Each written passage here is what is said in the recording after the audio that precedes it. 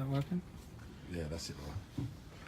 We will, what meant to about the case was Well, we start know. just by sort of asking what you're up to. I want to talk to you a little bit about politics, the UKIP stuff, all of that. Are we happy? Yeah. Do you want me to clap? clap? Please, mate. Yeah? Yeah, that's in shot for me. Yeah. Yeah, just give it a Yeah, sec. I'll that's in zoom shot. in, Jace. So. Yeah. Okay. Happy? Yes, thank you. Okay, we're going to call you Tommy Robinson throughout this. Fine? Yeah? Yep. What have you been up to since we saw you come out of prison? Not a lot, to be honest. I'm just waiting because I have another trial now on Thursday at the Old Bailey where they're going to attempt to send me back to prison. I've been trying to get my head straight. I spent months on solitary confinement, months on what I would say is torture, mental torture at the hands of the state. Every law they could have broke, they broke. The prisons say you weren't in solitary confinement. They're wrong about that. They say Yeah. the prison service, Mr. Jackson Lennon was treated with the same fairness we aim to show all prisoners. He had access to visits, Do you have the television name of who showers. said that? Do you have that? It's the prison service. It's a statement. Absolute lie. Totally false to say he was held in solitary confinement. From the minute I landed in Omni Prison, I saw no other prisoners. I was refused, which you've seen the statement online, which clearly says I will not be allowed to integrate or mix, I will not be allowed to work. Just so you understand, when people land in prison, they get out of their cell about 8 o'clock in the morning and they get locked up at 6 o'clock in the evening. They work, they play football, they play computers, they live a normal life. Yeah, so you weren't allowed to do that. I wasn't allowed out of my cell once. I spent 23 and a half hours a day locked in my So cell. this statement from the prison service is completely wrong. That statement is a complete They lie. said you were in a separation unit for 48 hours whilst there was an assessment made. Complete lie, and I have the evidence to prove that's a lie from my legal letters from my lawyers to the prison. I did not see one other prisoner. I was not against my wishes. I wanted to come out of my cell. I wasn't allowed out of my cell. So from the minute I got put in prison to the minute I got out of Omni Prison, I saw no one. And that was done on purpose because I was moved. You're a journalist, who would move me, being who I am, Tommy Robinson, from the lowest Muslim population prison in the country, one of them, Hull, to the highest CCAT Muslim population in Britain? Why do you think that would be done? Why do you think it was done if that was done? Well, and I Well, can't prove whether it was done or not. But Well, we can prove. You know what? I don't know the Muslim population of that. Okay, well I'll tell you. Yeah. You know I was moved to Onley. Onley is the highest Muslim population of any CCAT prison in the country. Why do you think that was done? What do you think? And when I walked out, I'm not here to answer questions. Well, to be fair, but when I come out of prison, you said to me, "Do you have any regrets?" You saw me when I come out of prison, didn't you? I was 3 stone lighter than I was when I went in. Yeah. Okay. You've read the High Court order that said the case against me is flawed. You've read that? Of course, yeah. So instead of coming and finding me as I walk out of prison and asking if I have regrets, have you been to find Judge Marson, the man who illegally and unlawfully imprisoned me, who saw me no Well, rights? he didn't go through the correct process, and then there was another process which said that process needed to be go through properly, and that No, we have a a system in the country Yeah. where you go before a court, you get given rights, Yeah. you're given a chance to speak to your solicitors, you get asked if you're guilty or not guilty. Yeah. He done none of that. He had a kangaroo court in Britain in 2018, and as a media journalist, have you gone and asked him Well, why? what we did do is we covered quite extensively the campaign that was making and highlighting these points, Raheem Kassid and others, who were making these points during the time that you were in prison. And I wanted to know from you how you felt I'll tell you how I felt about that campaign that was building while you were behind bars. Can I ask you, as the journalist who run those news stories, you labelled everyone who come to those demonstrations for my freedom. Label anybody. Excuse as me, anything. far right protesters. I've watched it this morning. Mm. I'm going to put it in my video. Yeah. I watched it. Far right protesters. Can you explain to me how, if someone watches what I was reporting on, where I went out my way to make sure I didn't break any laws outside that court, and I was reporting on the fact. We'll talk about that. Okay, But okay, but I wanted to know what your view was on these. I all have these to know. signatures. I have to know, and so do the people who 20,000 people, I'd say, attended that demonstration. Which demonstration? The first one to free me, the second one to free I me. didn't personally cover it, so I Okay. can't respond. Far right protesters. Yeah, I can't respond. Every time I didn't cover that. Sky, who we're working for, this is whose studio we're in. Yeah. Far right protesters. I saw you. I watched a video this morning with you, where you're talking, and it says I'm not I wasn't reporting on the Free Tommy Robinson account. I didn't do it. I didn't do that. No. Okay, were they far right protesters? I don't know. I wasn't there, and I wasn't talking to them, and I wasn't getting their views and opinions. So you've not took part in any news piece where the people who were supporting me were labelled far-right protesters? Not on the Free Tommy campaign, no.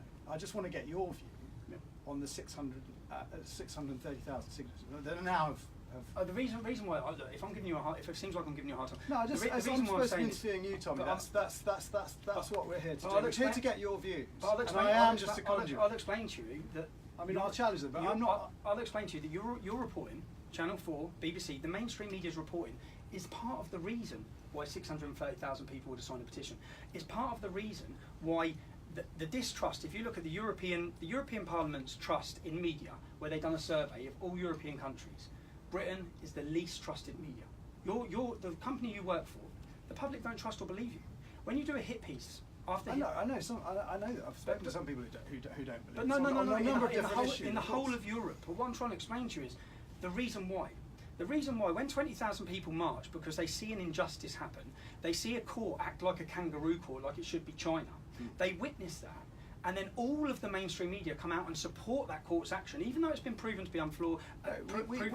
We challenge what people are saying, as we do in any report, as we do in a report on Labour or the government. We challenge. No, you didn't challenge what the judge done. None of you did. Not one mainstream media outlet. Not one of you went and got the transcripts from that court case. None of you did.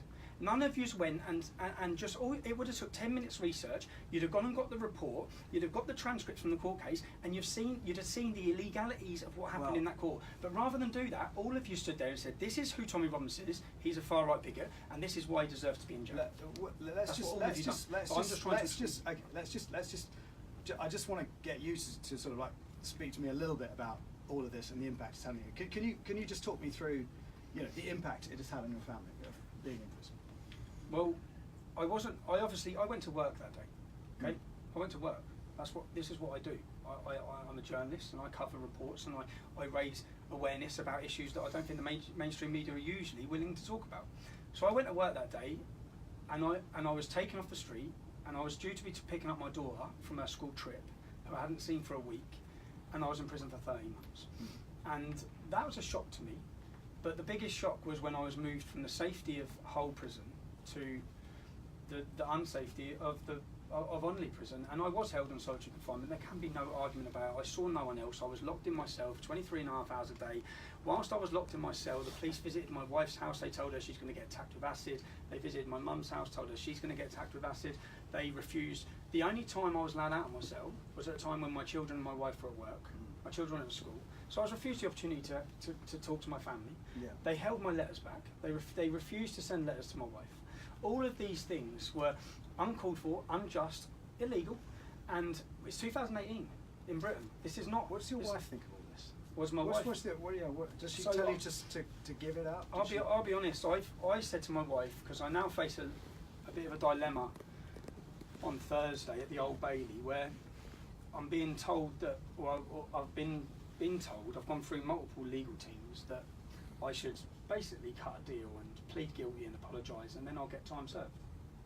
Can't really use that answer, Tommy, because it's your legal advice. Okay, well, the options I have. I'm just asking what your wife makes of the Tommy Robinson. Well, I explained to my wife on this issue. I said that if I don't do this, I'm going back to prison. And her answer was, "I'll still be here when you get out." So, which is what I needed to know. And I'll be honest, when I landed in prison, in Hull prison, the first phone call I made was they give you £1 credit. So I rang my wife and I asked her, "Have you had enough yet?" Have you had enough yet? Because obviously, what did she say? She just couldn't believe what had happened again. And it's mainly it's my children. I missed two of their birthdays. And you've got 3 kids? I've got 3 children now. And they're quite young? They're quite young, yeah. So what do they make of it all? Do they know what's going on? Do they know who Tommy Robinson is? They've witnessed things, unfortunately, by the police. For example, a day out I had my children in Cambridge, where the police come and told me I had to leave the city, and they persisted, and you can watch the video, anyone can watch the video online. My children have witnessed these things now, so they know what I do. I kept them shielded from a lot, but now they know what I do. So when I've landed in prison, they've obviously watched the response to it as well. Yeah. They've seen the response to it. They've seen the videos of. Do they know that there are people, and you can blame the media, you can blame me, or you can blame some of the things that you said, that you are hated and loathed amongst certain people? See that. Do they worry about that? Do they get a sense of that? Do you know what they see? And this is the truth. And in fact, I'll challenge you to come and spend a day with me in a working class town, anywhere you want. Yeah. Happy. And as we walk around, you'll see the reaction I get, and that's the same reaction that my children see. Everyone shakes my hand. Everyone. I'm not. This myth that I'm the most hated man in Britain is absolutely absurd. It's because I don't get. But you know, obviously, the death threats. Two days ago, I can show you the video. In fact, 2 days ago, I was with my children in Luton. I pulled up at a petrol station. My wife went in. One young Muslim come past my car, giving me the gun fingers, and then he got in his car and they pulled up next to me. And I don't want my children to witness things like that. But I got out of the car. I videoed it. But I also said it's a lesson to my children. And I sat and spoke to my children afterwards to say that, because I got out of my car and said, what's the problem? And I'm not going to be intimidated. Could you walk away from it? I mean, is that an option? The police in 2010 offered me and Kevin new identities, witness protection programs, because of the threats against us. Why would I walk away? See, I know what I'm saying is right. I love my country. I love my children. In fact, the one difficult letter I had to write in prison was letters to my children in case I didn't make it out of prison, because I genuinely didn't believe I would. When they moved me to Hull, when they moved me to the highest Muslim population, there can be no other answer for that, other than I've been locked in cells in rooms before in prison when I lost all my teeth by prison guards and left to be beaten by Muslims. So I wrote letters to my children to explain to them the reason I do everything I do is because I love them. And this is far, far bigger than my children. This is the entire next generation of children in this country. We are handing them, it's our duty, it's my duty as an Englishman, it's our duty to hand down a safe and prosperous Britain to the next generation. No one can look around them and say that our country is becoming more safe and more prosperous. Freedom of speech is disappearing. Everyone's living in fear. People are scared to talk.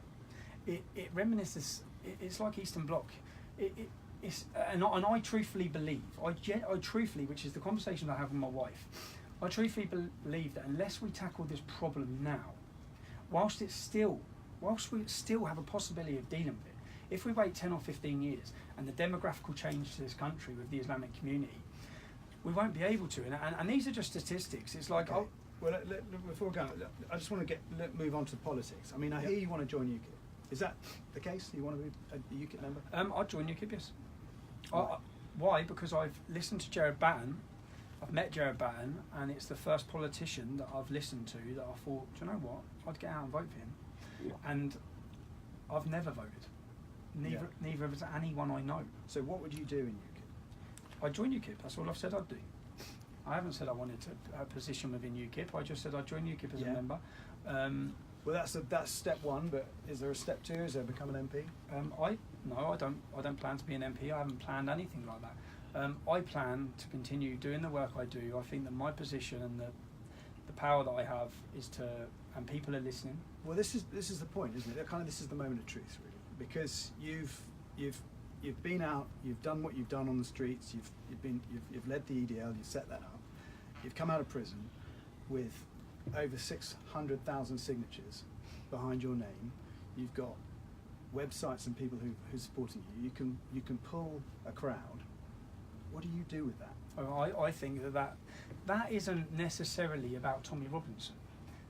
I think that you've all missing something huge here. You've got your brand. Okay, forget that movement. It's quite significant. It's a movement. Yeah. Donald Trump got elected off the back of a movement. Yeah. It's a movement of people who feel they're not being listened to, they're not being heard, their free speech is being taken away, and they're looking around their communities and thinking this isn't good. We don't feel safe. The facts, these are facts about. So what I'm trying to get at is you're known as a rabble rouser. I'd love to only by yourself. So I'm not. Only by the media. But you're known as a rabble rouser by the media. I'm falsely labelled because of what you've done in the past. Which is what been convicted for inciting violence? I've never incited violence. I've never been convicted for inciting violence. I've never even been arrested for anything to do with racism, extremism, any of those things to do with racial things. I've never even had an arrest for it, ever, in my life. So I've not been convicted for anything like that. What I do is I speak openly and honestly, and I tell the truth. Now, because I tell the truth, you'll call the truth rabble-rousing. If I sit I'm in talking about drawing out crowds of people onto the street, some of whom are violent, some of whom behave violently. What's that got to do with? Well, you're amongst them. I'm amongst them. Yeah. It's a guilt by association. Well, and also leadership. Okay, so some people in Sky News who work for Sky have been arrested for paedophilia. Does that mean you guilt by association? I've no idea if that's true. But okay, that's just, but it they is. just pluck that out of the air. I've no idea if that's true. You can't do things like that. You can't just say things like that. I'm giving you that example. But it's not an example because you just plucked it out of the air. I'm not being violent. So you can't say I've been. If I talk at a demonstration, it's like if I talk at a demonstration and there's some trouble at a demonstration. I watched your report actually. I watched the Sky News report earlier before I come in here, and what it had far right protesters, and it was all the people who were supporting me, and then it had the anti-fascists. The anti-fascists who all turned up wearing balaclava. You were talking about the football. No, I'm not on about. No, I'm not on about. Oh no, not that one. I'm not on about. I'm on about, and then it had pictures of lots of people wearing balaclavas, which were the anti-fascists. They're not labelled as violent, far-left extremists, which is what they are. They attack everyone. Well, if they're wearing balaclavas, then obviously they're trying to hide them. But they're not labelled ever as that. They're labelled as anti. Again, you're talking about a report. I don't know. But what I'm trying to get to is this moment of truth. Do you go from that, whether it's inaccurate or not? Do you go from trying to change that image? Do I go from speaking? And what do you do? All I will continue to do is speak openly and speak honestly. Now, I do believe that the movement. Would you set up something like the English Defence League again? Is that on the cards? And if you were, would you call it that? No, I have no plans to do that. No, I think that was needed at the time. I think that if you look at the arrest rate for what I can only call rape gangs, not grooming gangs, if you look at the arrest rate, that when the English Defence League formed, within 12 months, the police started making arrests. I think that it served its purpose. I left the English Defence League because I was fed up of battling elements within it who didn't agree. So what differentiates you from the far right? I'll put that question back to you. What is it I've ever said or done that makes me far right? Well, you don't want to continue the building of mosques. You correct? I temporarily want to halt on the building of mosques. Isn't that a restriction on religion? Isn't that a restriction on people's freedom to worship? Not if we're trying to sort out a problem. We have a huge problem here where the majority of our mosques are funded by Saudi Arabia, Iran or Qatar. Yeah. The madrasas are similar, it's in a similar sense. We don't know what's being preached in them, we don't know what's being taught in them. Every time we see an undercover investigation, every single time, we see hatred, we see anti-democratic views, anti-Semitic views, those might be homophobic views. Where someone has warned people about that kind of thing. No, they're not. No. No. We know that there's a small portion of that. Okay, so if I temporarily if I want to halt the building of mosques in the UK, does that make me far right? Do you want to bring in a travel ban, like a sort of Trump-style travel ban? I believe we should have a proper border control. Yes, I believe we should have real borders where people are brought into our country on merit. Should we ban people coming from certain Muslim countries? Well, what Donald Trump actually done was he banned people coming from failed states. So the countries he wanted to ban. Is that fair? Yes, it is fair, completely fair. In fact, if Europe would have had a Donald Trump-style travel ban, we would have 248 less people who have been murdered and butchered by refugees in the last 2 years. That's a fact. That's a fact. So, would you rather? I think our job in this country should be to protect the citizens of this country. Yeah. We're not protecting them by letting the 4 refugees who went on a massacre in Paris. One refugee who was brought in as a child into this country who blew up a train recently, in the last 12 months. He set off a bomb. He was a refugee. He blew up a train in this country. Yes, he set off a bomb. Yeah. Which train? He didn't kill anyone. He set off a bomb. It was a failed one, and he was living in it. We're living with right. foster parents. You mean the Palmer's Green? The Palmer's Green bombing. He was a refugee. If we would have had a Donald Trump-style ban, he would not be here. If we'd have a Donald Trump-style ban, then the refugee who drove a lorry over people in Berlin. There's multiple refugees. In fact, if you just want to look at refugee rapes, there was 5 refugees who raped a girl in. But there's Kent. look. There's rapes throughout society. There's you know, if you look at the crime statistics, there's an awful lot of rapes. There's an awful lot of murders. No, I'm sure actually, that you can pick that. Some of them have if you been look- done by refugees. If you look at the crime statistics, then almost over 90% of the rapes in Sweden have been from immigrants. These are facts. I know. Where's your source for that? Where's my source? Where's for your source that 90% of rapes are immigrants? Actually, 100% in some cities. In Well, Malmö. where's- In the problem Malmö. is you quote these statistics. But Okay, I can't. okay. I Say I can't- quote a statistic that says that 2/3 of British Muslims would not report on another Muslim they knew to be involved with terrorism. Is that a worrying statistic? Where's the source for that? That's Trevor Phillips, right. who was the head of equality and diversity. Right. That was from his own research. He found that 2/3 of British Muslims, that's 2 million Muslims in this country, would not report on another fellow Muslim who they knew was being involved with terrorism. Now, that should be the wake-up call that everyone needs. Just that. 20% sympathise with suicide bombing. 4%. So this is a really fundamental thing, because I'm wondering what percentage, what proportion of the Muslim community that you're worried about. Yeah. What, Okay. you know. I can answer that easily. I'm worried about the 66% who refuse to report on another Muslim for terrorism. Only 7% of Prevent's leads. Prevent is the counter-extremism government way of dealing with this. But Only you understand that that it is Muslims who are helping to Only 7%. to foil a lot of these terrorist No, plots. I've just told you. Only 7% of the leads on these Muslim terrorists comes from within the community. What I'm saying is, when you see a statistic that tells us that 20%, I'm going off Trevor Phillips. Trevor Phillips is the man who brought the term Islamophobia to Britain. Trevor Phillips used to be the man who said you can't criticise Islam. Now he's done a full 360 because he's realised what British Muslims think. Yeah. Now, I'm not saying every Muslim thinks this. What I'm saying is I'm going off the polls and statistics, which should be terrifying to the British public. 20% of British Muslims believe violence is okay for anyone who insults the Prophet Muhammad.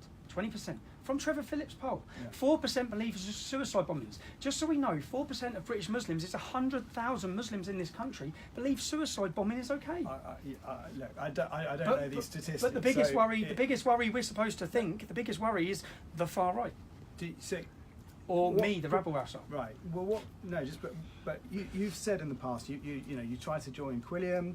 You had Muslim people at your wedding, I believe, and Muslim friends at school. I did, yes. I'm just trying to, when you talk about the threat of the Muslim community and make out that they're all very dangerous. I didn't make out they're all very. I've not said that. I've not said that. So please don't put words in my mouth. Well, please don't put words in my mouth. I've never ever spoke collectively. Yeah. When you're talking about Muslims, the only one thing you're probably going to be able to bring up now is one speech I gave in Tower Hamlets where I said, if you're a Muslim and you're watching this, that's the only thing. Yeah, we'll bring that up. Well, do you regret every single Muslim on 710 you got away with and maiming British citizens? That's the only thing you can bring up. Do you regret it? Yes, I've said many times I regret that. Have you? Yes, I have. Yes, publicly. Because last time I saw you being interviewed, you were defending it. No. What I said is my the position. Islamic community will feel the full force of the English Defence League and our fellow citizens. Yeah, my position at that time was simple. I was the leader of a pressure organisation. The English Defence League, at the time, we thought we could put enough pressure on the Muslim community that they'd start dealing with the problem within. Yeah. And they didn't. So you are slightly justifying it. That's what I did at that time. I've apologised. I've openly apologised. You're sorry for that. Yeah, I have. Yeah. Do you worry? That's the one. Do you worry that kind of gave, language? That kind of language was in 2009. I've gave 200 speeches in towns and cities, and out of all those speeches, that's the one line you've been able to pull up. Well, no. Let me give you your tweet that you did after Darren Osborne attacked the mosque in Finsbury Park. The mosque where the attack happened tonight has a long history of creating terrorists, radical jihadists, and promoting hate and segregation. I'm not justifying it. Well, you kind of are justifying it. And then you say, I said many times, the government police don't sort these senses of hate. They will create monsters as seen tonight. Yes. I'm not justifying it. Okay. Yes, you are. Okay, can you bring, you know what I said there? Is there one thing that's not factually true? Or is the problem, do you have the problem with the facts? It's actually quite a moderate, it's a very moderate mosque now. No, actually, at the it's time, a very, very moderate mosque. I've been in there. Actually, at the time of that attack, no, it's had a Muslim Brotherhood PR campaign. At the time of that attack, the lead chairman of the mosque was also a lead figure of Hamas. Hamas are a prescribed terrorist organisation. So you're justifying No, it. you just said it's a lovely mosque. It's led by a terrorist. It's led by a terrorist. That's nonsense, and you're justifying what Darren Osborne. We're talking about the man mowing into a bunch of his innocent people. Yes. And you sound like, rather than saying I absolutely outright condemn it. No. You're saying, oh look, here's all these reasons why that was maybe okay. You are aware that Darren Osborne didn't actually target the Finsbury Park Mosque, aren't you? Well, he ploughed into people outside. No, they hadn't been to the Finsbury Park Mosque. What he actually was targeting, I'm sure you're aware, you're a journalist. Do you know what he was targeting? Do you know what he was targeting that day? Why are you talking about it in a tweet then? Do you know what his intended target was that day? No. No. You're a journalist. It was actually the Al-Quds March. His intended target was the Al-Quds March. Now, did you, as Sky News, cover the fact that tens of thousands of Muslims were marching with terrorist flags through our capital city on that day, or did you not? I Do you not think it's news? Are you? Again, it seems to sound like you're trying to justify what he was doing. There was a march. There was a march. There was a terrorist march, and Darren Osborne tells everyone quite clearly why he done a terrorist march. Because he was the terrorist that day. They were marching with terrorist banners, terrorist flags through the capital, shouting "Bomb, bomb, Darren bomb the Osborne Jews." was the terrorist that day. Yes, Do you accept that? Yes, you're correct. Yes. So why are you talking about some march that you described as a terrorist march? No, I'm asking you. You're saying, show me what I said. This is the tweet. The mosque where the attack happened has a long history creating terrorist and radical jihads. Is that true? Is that true? Well, there have been sermons outside of it. Yes. Is it true what I said? By Abu So you have a problem that what I said is factually true. Well, you're saying this is the reason why it's happened. No, I'm not. You are. You effectively are. You're saying you've warned us. You're saying, "Hey, I've told the government many times this is going to happen." And I have. And the last thing I want is this. And I've expressed time again. I believe I remember giving a speech where I said you're probably 5 years away from having English suicide bombers. All you should be doing on the day of a terrorist attack, surely, is condemning it. I did condemn it. It sounds like you're just. Read the tweet before that, or you not got the tweet before that. What read the tweets before it. I put it into context. Put the whole thing into context. You've just cherry picked out a certain tweet. Cherry picking. And let me tell you again, just so we're clear, that mosque on that day was led by a terrorist. Okay, he's part of a terrorist organisation. That's all been exposed about 2 months ago. I tried to tell Piers Morgan these facts. I asked him if he knew who the man was. This is the lovely mosque that you've been inside. But it sounds to me again like you're just justifying it. Would you go into a London mosque where a lot of peaceful people, and there were peaceful people who were one killed and others injured in this attack?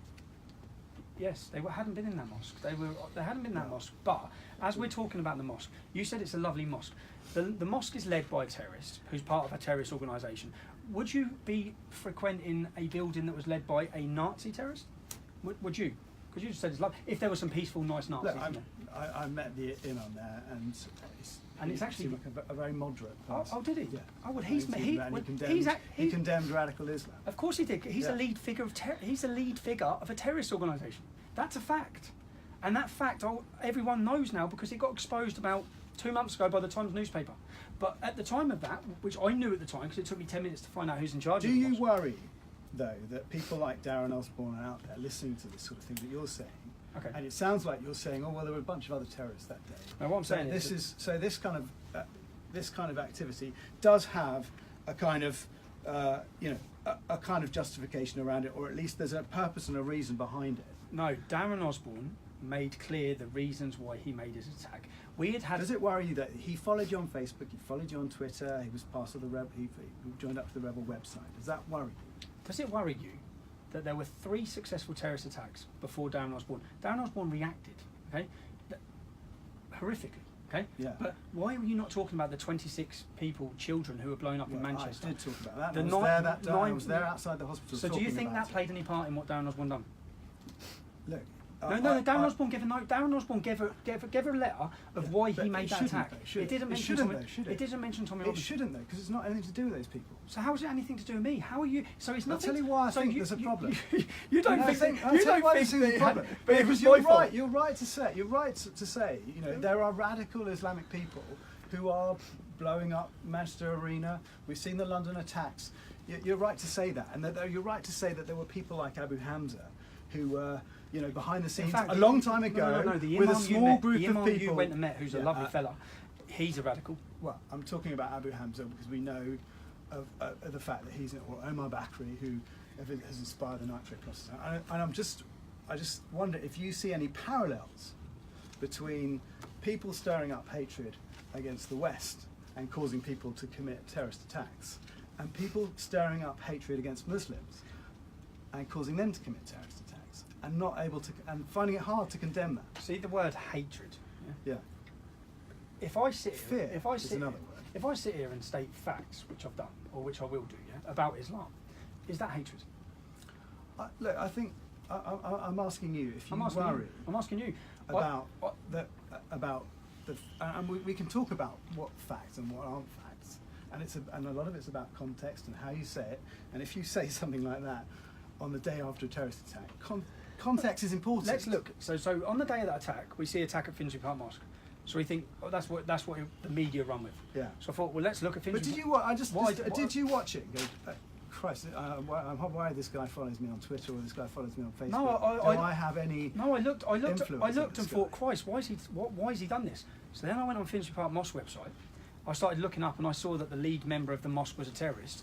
I then started looking at all the extremism that they still have going on there. So then I tried to think, why has this happened? Because when there's no light at the end of a tunnel, which is currently what we don't have, we have no solutions. Since David Cameron, after Lee Rigby was beheaded on the streets of London, David Cameron came out and he set a 5-year anti-extremism plan, okay, of how he was going to tackle this extremism and hatred. During that 5 years, he allowed 2,000 British Muslims to go and fight and train and behead people for ISIS. 700 of them have been allowed to come back. What I'm saying is, people see that the government are not up to solving this problem. I think it's a bit high, but 2,000 went, 700 have come back. I know this because the lead officer of Bedfordshire Police, Rob Bartlett, come and saw me. I was due to be somewhere in London, and the lead inspector. Figures, I can't, I don't think that figure's accurate. Okay, well that's come from the Labour MP, Mr. Hussain. I think it's about 800.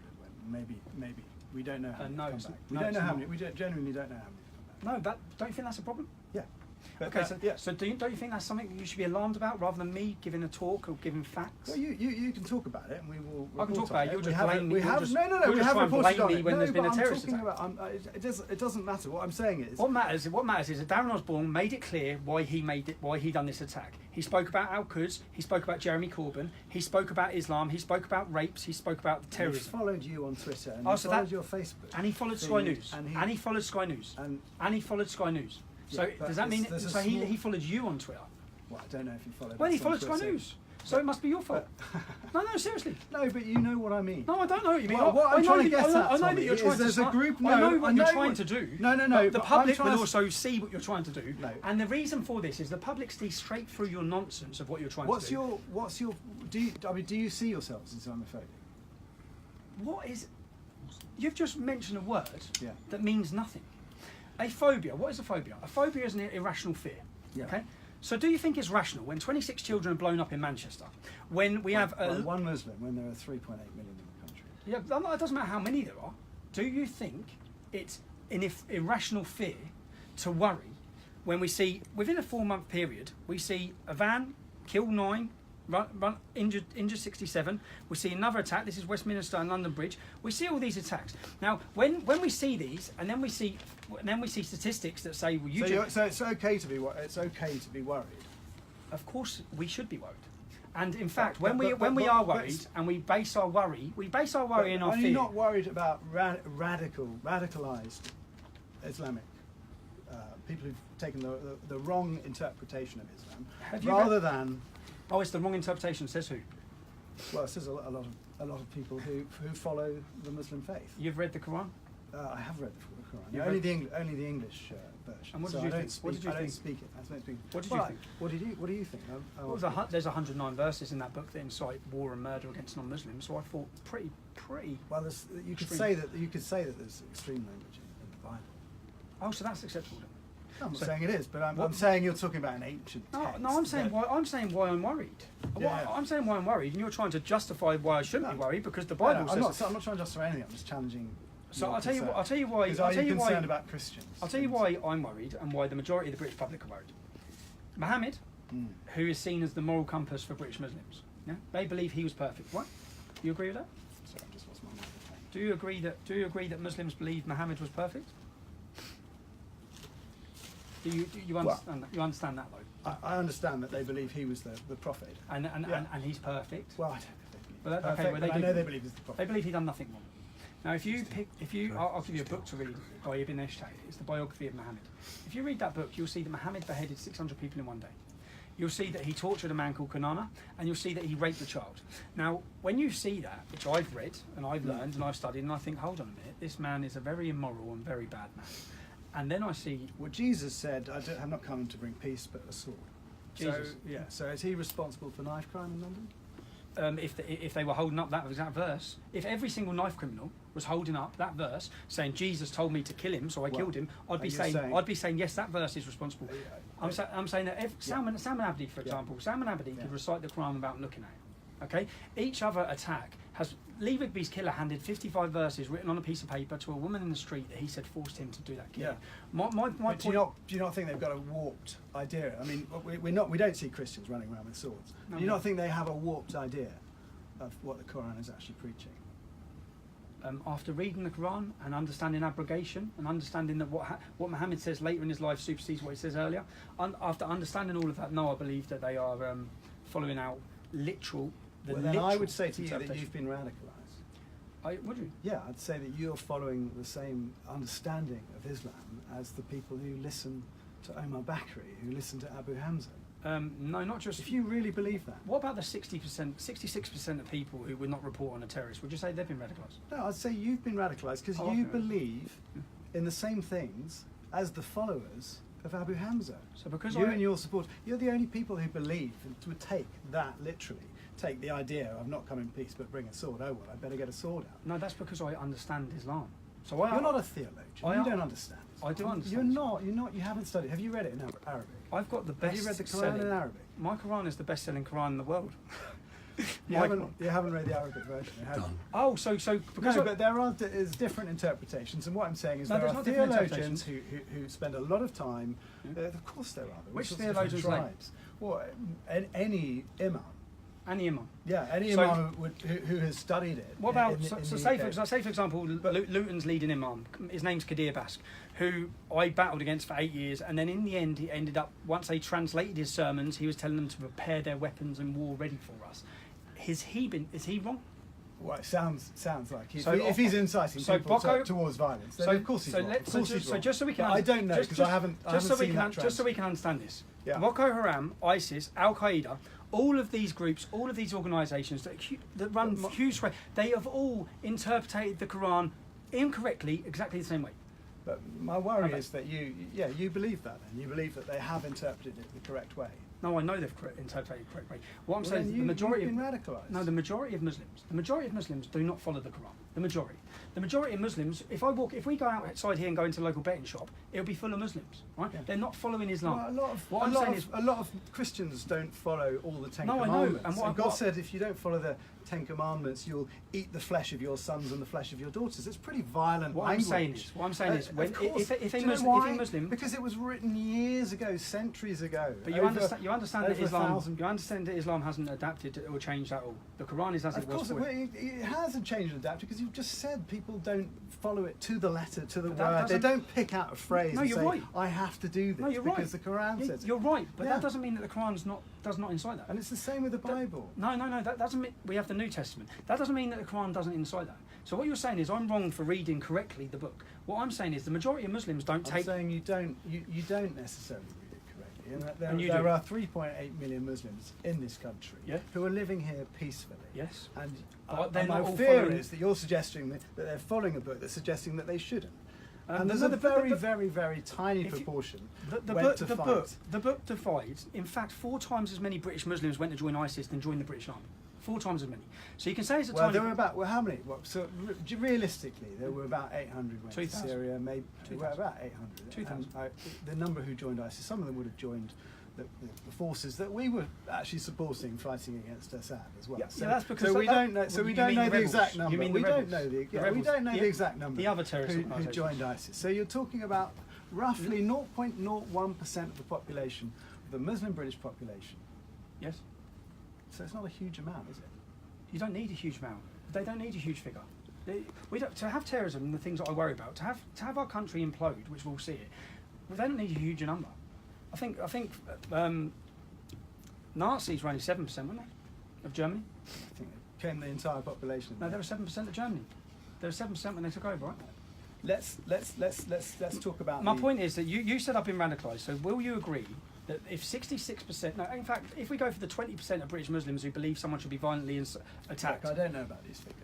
But why not? So I can't comment on. Okay, well, they're Trevor Phillips figures. You can't. But I'm asking, hypothetically speaking, do you think that they've been radicalised? I'm interviewing you. Let's talk about this case. Can you quote one thing I've ever said where I've incited violence? Well, I think this thing where you talk about the the Islamic community will feel the full force of the English Defence League if we see your fellow citizens killed again. Yeah, demonstrations as an organisation. We're a pressure group. Well, you can interpret that any way you like. No, Darren Osborne might have interpreted it one way. Well, that was actually in 2009, 2010. Yeah, but still. Darren Osborne made clear the reasons why he committed the terrorist attack he did. He made it very clear. He actually blamed you guys as well, the media. And I believe the documentary Free Girls played a part in it, according to his wife. So we have the evidence. Which shows actually that the media does report what's going on in places. No, they didn't. They've had to. They've had to now report. They've had to now report. Well, they've had to. But I mean, Andrew Norfolk was, from the Times, really did a great expose on what was going on. Did he? Andrew Norfolk. Let me quote him. He was told, and he ignored it for 10 years. The only time he decided to do something was because he had to take it back from the far right.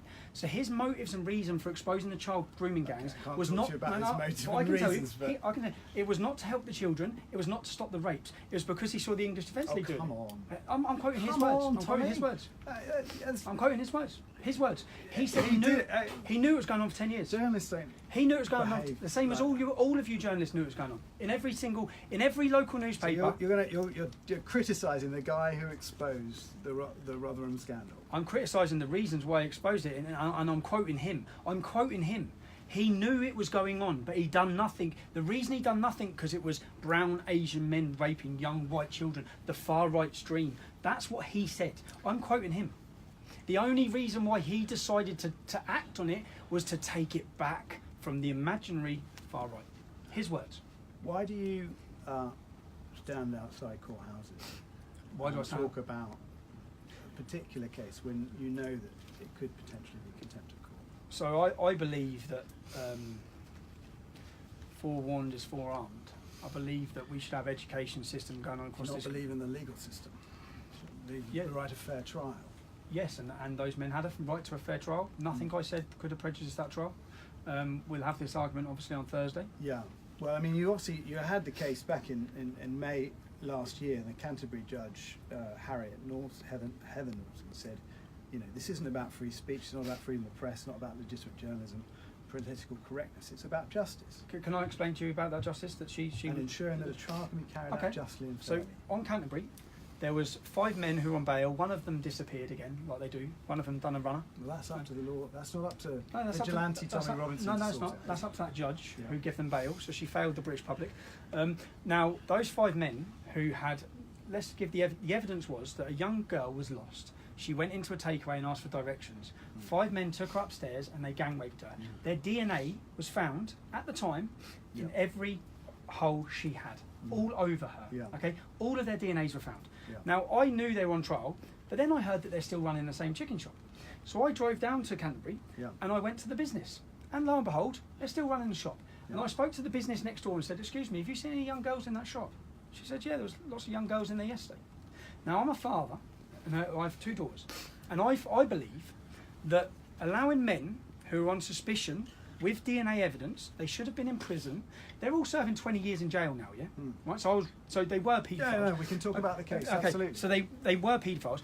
Yeah. How have they been allowed to continue running a business that brings them in contact? In fact, all they've done, because I went through the company's house, they changed from 777 pizza to 555 pizza, and then they continued serving young children in the very business where that child was raped. Now, I don't. I'll be straight honest with you. If I believe I'm morally right, then I'm not bothered about what your law says. I know that I know. Really? You're not bothered about the law? In that sense. You're above the law? No, in that sense. If you're morally right, you're above the law? No. If I upset you, punch me in the face. I'll tell you what I believe. No, I'll tell you what That's I believe. okay. I'll tell you what I believe. I believe that the... No, it isn't a stupid question. No, listen. Let me explain it. Let me explain it. Then the law doesn't matter. If another young girl would have been raped in that shop, yeah, if another young girl had been raped in that shop. So what I wanted to do, and all I wanted to do, right, was get a video of the men's faces, and I knew it would have gone viral.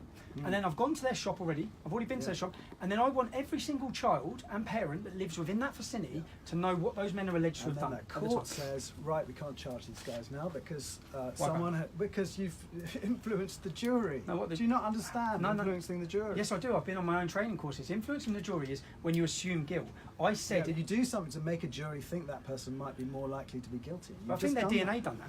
I think that you're helping. You're helping the. It doesn't matter. I'll tell you what happened in that case. All the DNA evidence, if you like, that case could easily get thrown out. I'll tell you what happened in that case.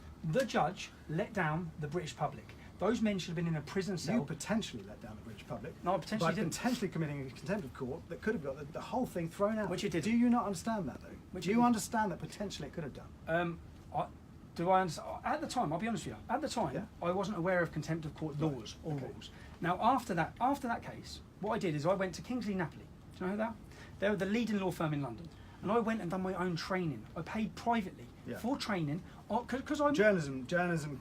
Court training, which I haven't had. Yeah? So at that case, I went off my heart. I went and I thought, hold on a minute. I went down there and saw that young girls are still in this chicken shop, and these men are still there. So I felt alarmed, shocked. Yeah. So then I went to the court. Now I learned from this court case. Yeah, I think the judge let the British public down by letting them men walk the street. Okay, that's what I feel. I feel that all of these grooming cases, when they're out on bail, they shouldn't be out on bail. Many of them are disappearing whilst on bail. But I went and got my own training. Now what I realised then is to assume guilt. So if you watch my Leeds court video, then you should have known. That you're potentially disrupting the potential for a case to run its course. Why is that? And that's what the judge is telling you here. In which one? In this Canterbury case, Heather Norton. I didn't know because it's about preserving the integrity of a jury to continue without being. I've seen juries. I just told you. Yeah. I didn't have training no. until after Canterbury. Yeah. Because of Canterbury and because I went before the judge. I accept now that what you did in Canterbury was wrong. I accept that. Yeah, the things I said on camera at Canterbury, I wasn't aware. Yeah. I wasn't aware that there's court steps. If you step on the court steps, you're in contempt of court with a camera. Yeah, I didn't know that. Right? That's what I was actually convicted of. I was actually convicted of not influencing the jury. I was convicted of filming on court property. I didn't know that. Okay, so I went for training days then, and I had lessons on basically. If you watch my most recent one, I said they're innocent till proven guilty. They may walk out of here not guilty. I didn't harass them. I said, how are you feeling about your verdict? When I walk into court on Thursday, how many journalists are going to ask me questions? I've no idea. Well, how many do you think? Yeah, they will, won't they? I imagine they will, won't they? It's a judge. It's a judge. When Rolf Harris walked into court, how many media videoed him? Well, they videoed. Yeah. Okay, so why can't I video someone coming in? Is this because they're Muslims? I can't video. No, okay, but why don't you do it outside the case of white paedophiles? I'm highlighting right. What I've done is 90%. These are facts again. Facts that have come from. Okay. Yeah, let me give you sources. I will actually. Okay. Right? So grooming convictions, street gang grooming convictions, 90% of them are Muslim males, and 30% are called Mohammed. These are facts. Yeah. If you want my Sajid Javid, I'm going to quote him in my court case on Thursday because if you want me in the dock for prejudice in the trial, I think Sajid Javid, our Home Secretary, should be standing next to me. As should Nafsi Azal, the leader. Why should the Home Secretary? Because what they've said, the latest charge they've added on me is that because I stood outside court and I said that Muslim men are overrepresented in these grooming scandals, that could prejudice the jury. Well, that's exactly what Sajid Javid said on BBC News. Well, he said that high-profile cases, the number of high-profile cases overrepresented. In these grooming cases, high-profile grooming. In these grooming cases, high-profile ones. No, that's what he said. No, just in grooming. No, read the transcript. That's what he said. Read the Quilliam report. So it's slightly different. Would you like to read it? It's different to what you said. Okay, so the Quilliam Foundation done a report. To be fair to the Home Secretary. The Quilliam Foundation done a report. I'm going to quote him in my court case on Thursday. Yeah. The Quilliam Foundation done a report and found that 84% of the men convicted are of South Asian, Pakistani. On a very specific type of sexual activity. What about the Bristol case, for example, 2015? Gang grooming. I'm on about gang of 7 men. Yeah. Yeah, well, they're part of the other 10%. What I'm saying, 90% are Muslim, 10% Why aren't you outside their court case? They're still part of the same problem, aren't they? Has it been said? They're white. You're not outside their courthouse because they're white. Has it been said that the reason these men were allowed to do what they done was because the government and the police were scared because they're white. Has that been said? Yeah. I'm just asking you a question. If you're worried about grooming gangs and paedophilia, why aren't you outside the courthouse of a bunch of white paedophiles who are raping toddlers and babies in 2015? Why aren't you there? And I'm telling you that these gangs have been allowed to do it for 30 years. But I'm saying, well, what about the Catholic Church? Tens of thousands of despise the children. Catholic Why are Church. you not outside their court I despise the Catholic Church. Why are you not outside their courthouses? When is a court case on for the Catholic Church paedophiles? Well, there was one in Glasgow this year. When? Was I in prison? I don't know. I actually But despise... would you? You'd stand outside a courthouse. I believe that our government, I believe there's a woman in prison now called Melanie Shaw. Yeah? There's a woman in prison now called Melanie Shaw who is a whistleblower for paedophile gangs. So yes, I believe that high-ranking officials in this country have suppressed and silenced and stopped the arrest of known paedophiles. What about? Now that So goes people like all Jimmy across Savile? Yeah, people like Jimmy Savile. So Operation U Tree, have you ever stood outside an Operation U Tree trial? Have I? No. Why not? Because they're As white. I've, no, it's not good. Is it because they're not Muslims? No, it's not. No. What It's about, because what about as sex I've- tourists? as I've just told you. What about people like Gary Glitter who I've go just told abroad you. and rape children in Cambodia or Do you know what? Philippines? Do you know what? Does that your upset job? you? Your job. I'm actually, unfortunately, I've had to come and fill a void and do your job. You're the mainstream media. No, I'm just asking you why And I'm you telling don't do that. And I'm telling you because I've focused on exposing a phenomenon across this country that sees 90%, and that's just a figure. If you look in Rotherham, so let's talk about Rotherham. 1,400 children were raped in Rotherham. That's the charity figure. Yeah, 1,400. Yeah. There's only 3% of Rotherham Muslim community. Only 3%. Okay? Telford, 7%. What we've done is we've used Telford and we've used Rotherham as scapegoat cities to expose a problem that when you come to towns like Luton or Bradford or Birmingham, you can't expose it because once the Muslim community gets so big... But what I'm saying is there are a huge number of paedophiles in this country. If you're quoting Sajid Javid, he said about 80,000, for example, accessing online paedophilia. The Muslim ones that you're focusing The ones on, who they're have been dropping the ocean. No, they're the ones... They're not dropping the ocean. They are. You tell that to the children's dads. Well, you tell that to the You tell dads that of to the any victim. Yeah. Tell that to the dad of any victim. But what I'm saying is, you're that- focusing on this because No, I'm not. of their religion. I'm focusing on it because, I'm focusing on it because there was conspiracy of silence. Because you... No, listen. There was a conspiracy of silence by you, right, the mainstream media, by politicians, by religious Well, leaders. you could say you that. all You could say conspired that. You could to say allow that it. about U-Tree. You could say that about 1970s TV presenters. You could say that about the Catholic Church. Yeah. And you know, we know that there are paedophiles in society, but you seem to be saying that there's a specific problem amongst Muslim men. The statistics tell you 90% of conviction. Muslim men make up 2% of this country's population. 2%. Yeah. Okay. 90% of convictions are Muslim men.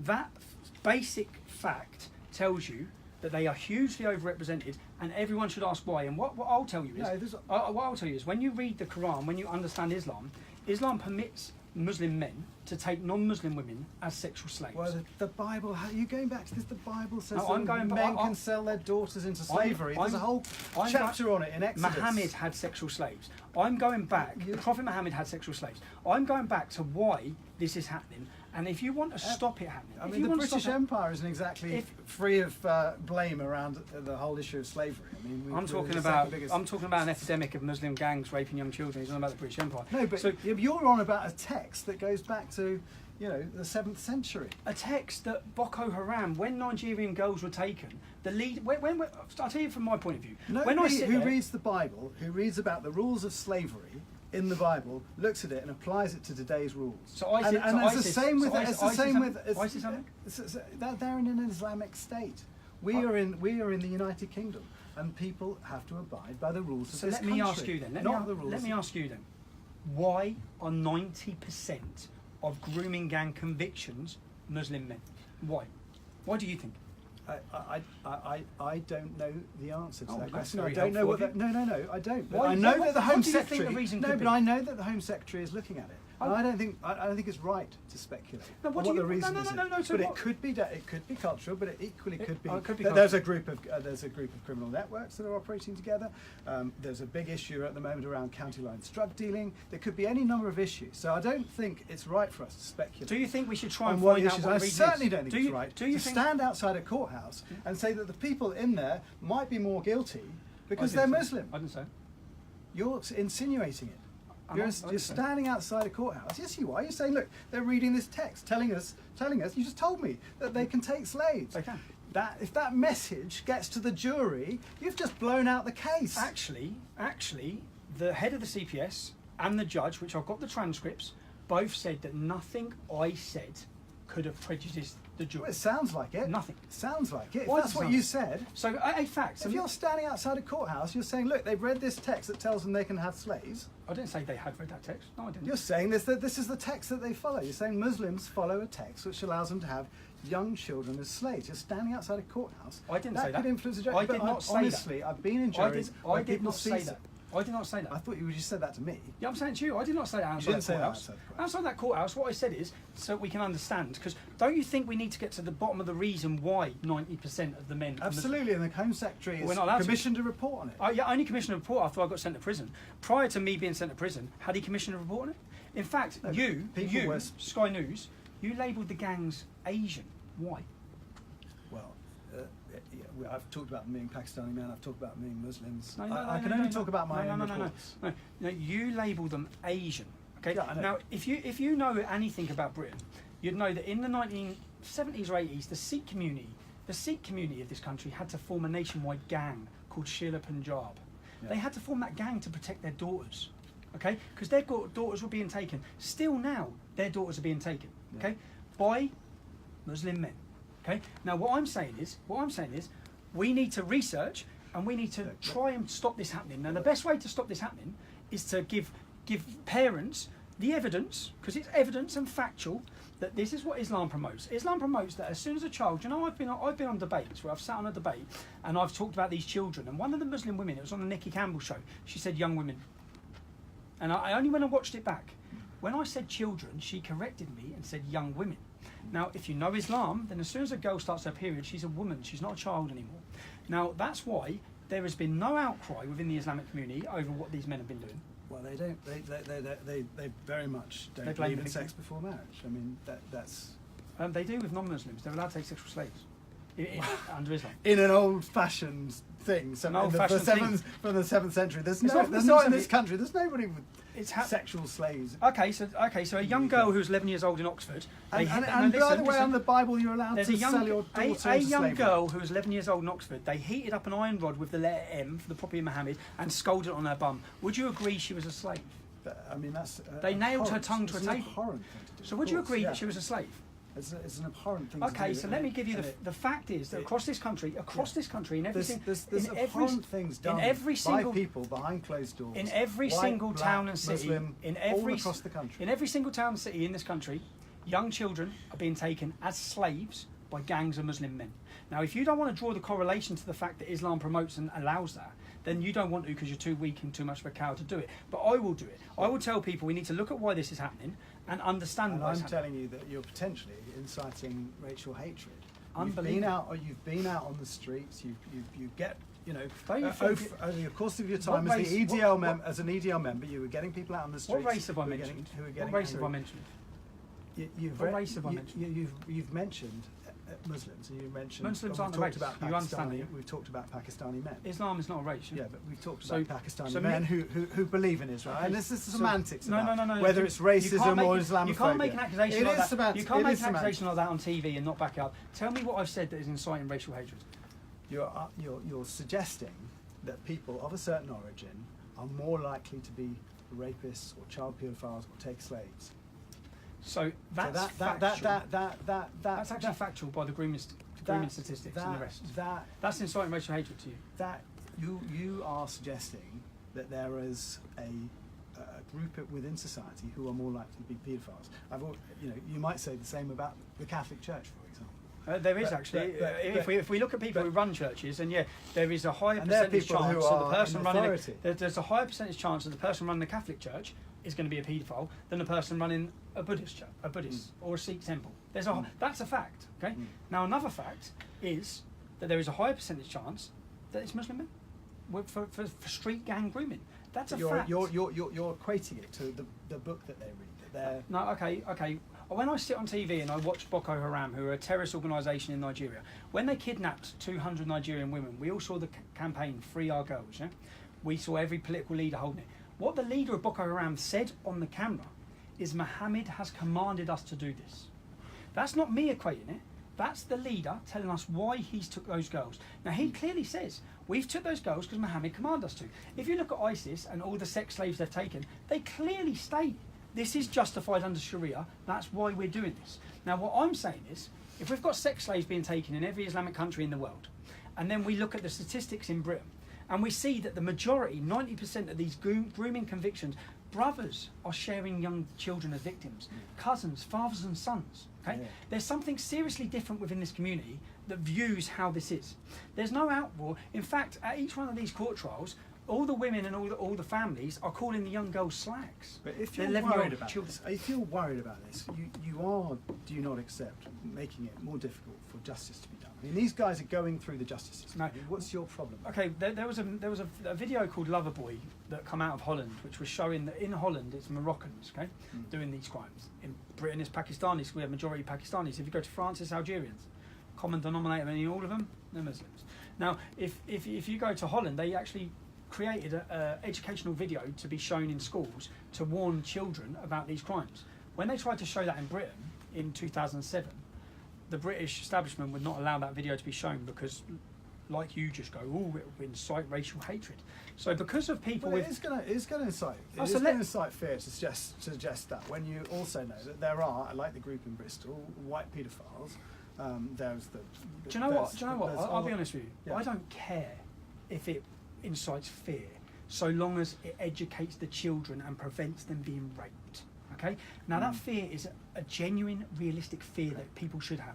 You know, every parent who lives near a Muslim community who has a young daughter, that fear's already in them. Okay? Because they're already worried, scared, because they know what's happening. Do you know how many girls I know that I grew up with in Luton who are now wearing burqas or have been abused and sexually abused and raped?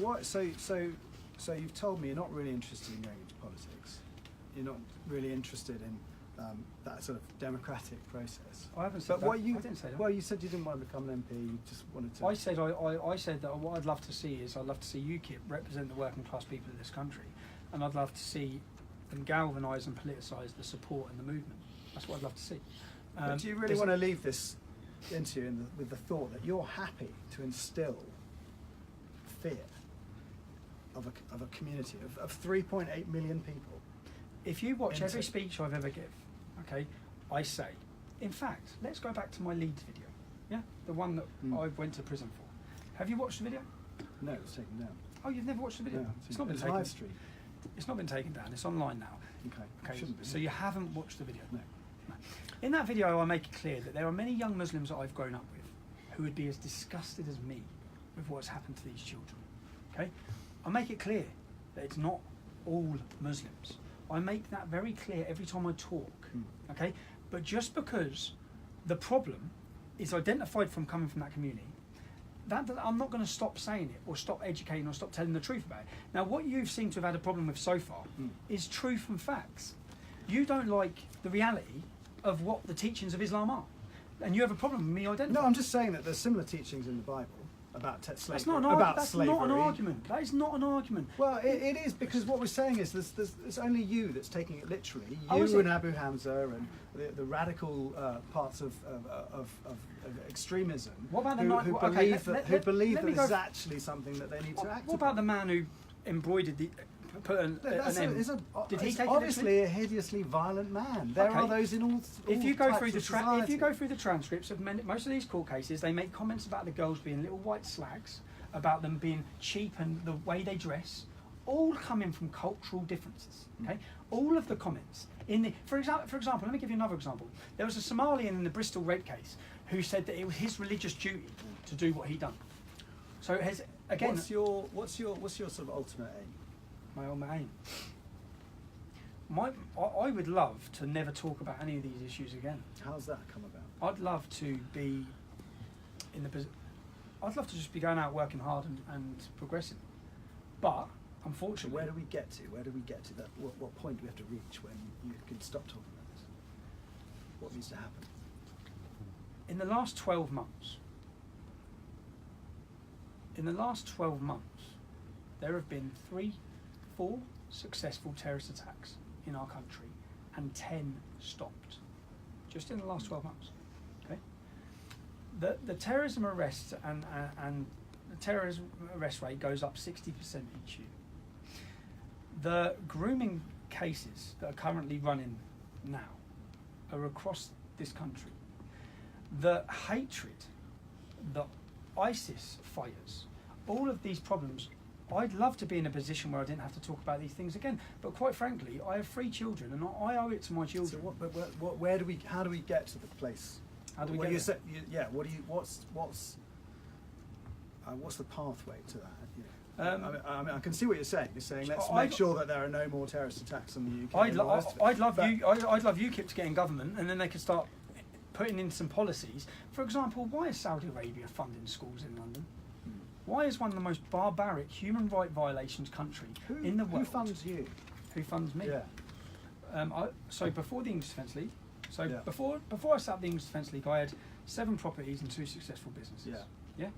I had a plumbing business, which employed 7 people. Yeah. And then when I started the English Defence League, the police and the state, which is what they've done, is Yeah. come cracking down on everything and try to destroy and ruin everything. Currently, I work as a journalist, and people sign up to give me support. What about Steve Bannon? Steve Bannon, I've never even met Steve Bannon or had a conversation with him in my life. Have you not? No, never. Are you going to? He's Um, described as the backbone of British society. I'm very grateful for that comment, and Yeah. I think that a lot of people are looking at British leaders, and especially the journalists and the media, and they see them as part of the problem. And this is what we've seen in America. Would you take funds from Steve Bannon? He's a very wealthy man.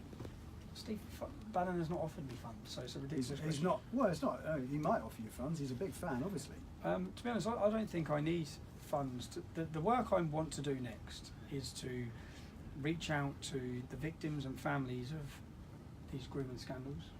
And what I mainly want to do, which will probably get me put in prison on Thursday anyway, is I want to find all the people who let it happen.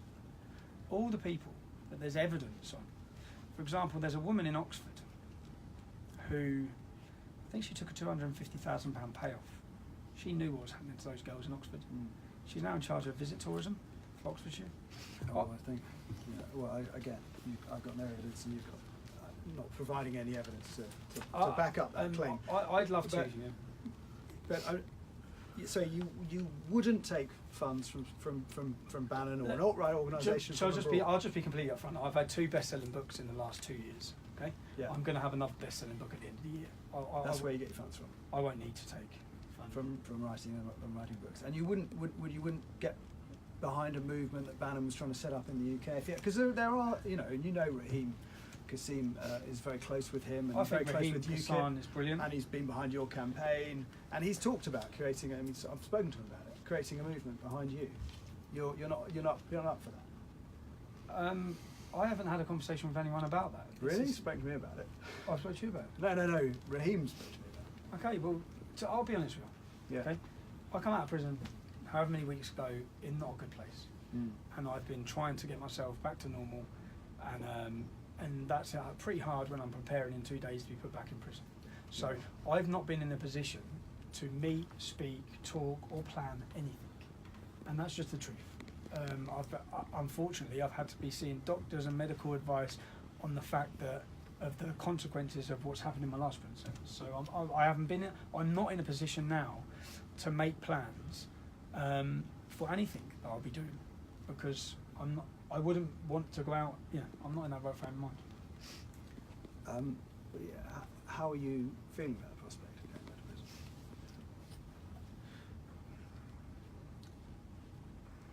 I think that I'm going to stand on my convictions, and I'm going to express that this is a fact again.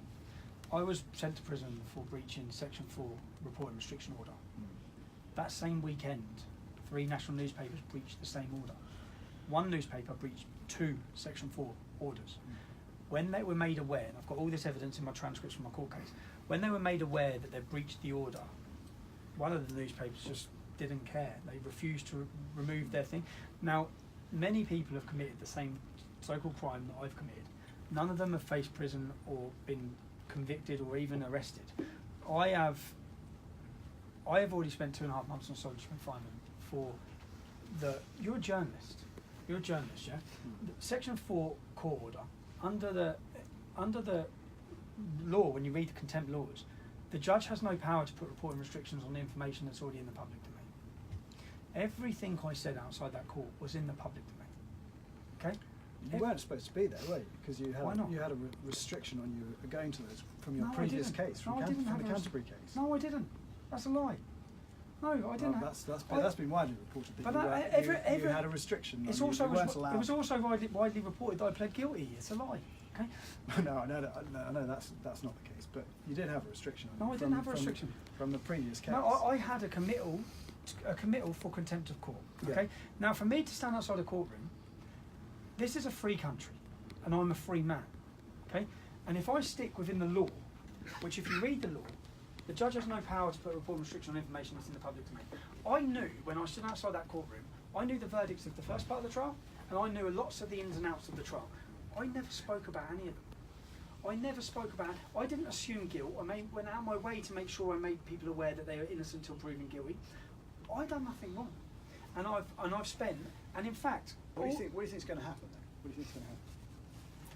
Actually, I shouldn't have asked that. No, that's right.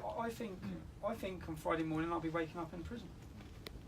I think, look, it's a fact that multiple reporters breached the same order the same weekend, and none of them have faced prosecution. Now, justice is supposed to be blind; it's not going to be deaf and dumb. Okay, I am being prosecuted because I'm Tommy Robinson. Nothing else. Couple of quick fire questions. What do you think of Putin? What do I think of Putin? Yeah. I don't know. I don't research Russia. No, I don't. Not your thing. No. You've met Theresa May. What do you think of her? What do I think of Theresa May? She can't dance. I think she's a robot. I think that Theresa May. We could all come to that. Yeah. I had 20 minutes with Theresa May. Yeah, I know you did. Yeah, when she was Home Secretary. When she was Home Secretary, and everything I warned her about.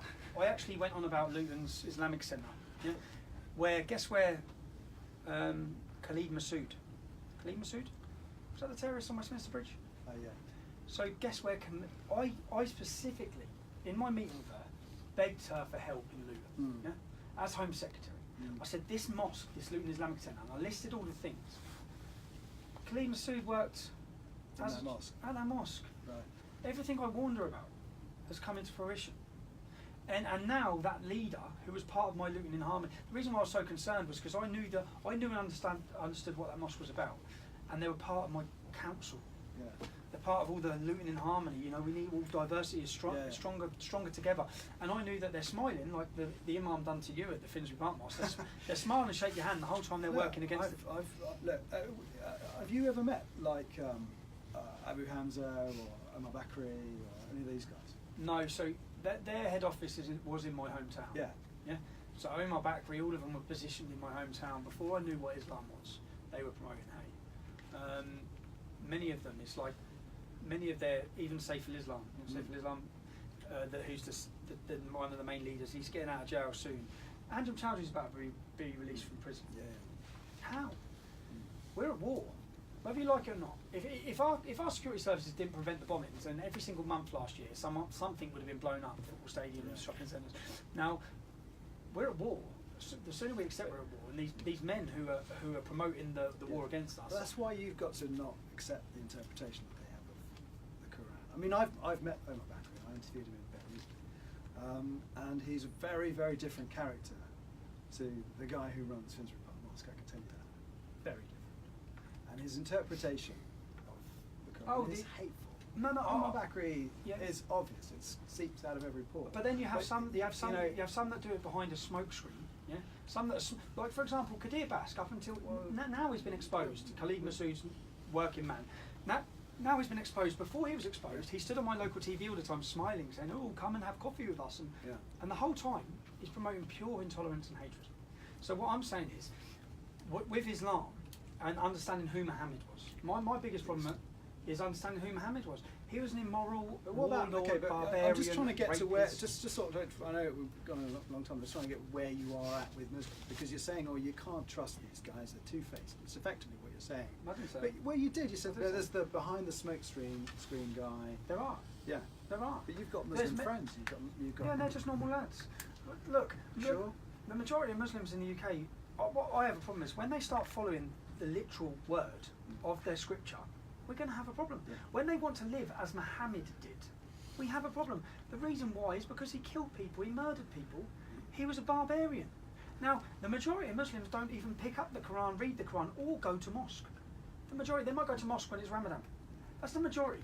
Yeah? That's the majority. What I'm saying is I do have a problem, and I think that we should all be aware of the intolerance, the violence, and the hatred that comes from the scripture of Islam. And we must be aware of it. There's 1400 years of history we can look at that has seen complete war. Well, we've sparred on that already. Andy, is there anything else you think we need to cover? No, I'm perfectly happy. Yeah. Yeah. Thank you very much for coming in. Cheers, Thank you. I'm so. Thank you, Tommy. That was All really right. interesting. Thank you, mate. We'll see what you do. Are you editing? Well, we didn't throw you any clips or anything, did we?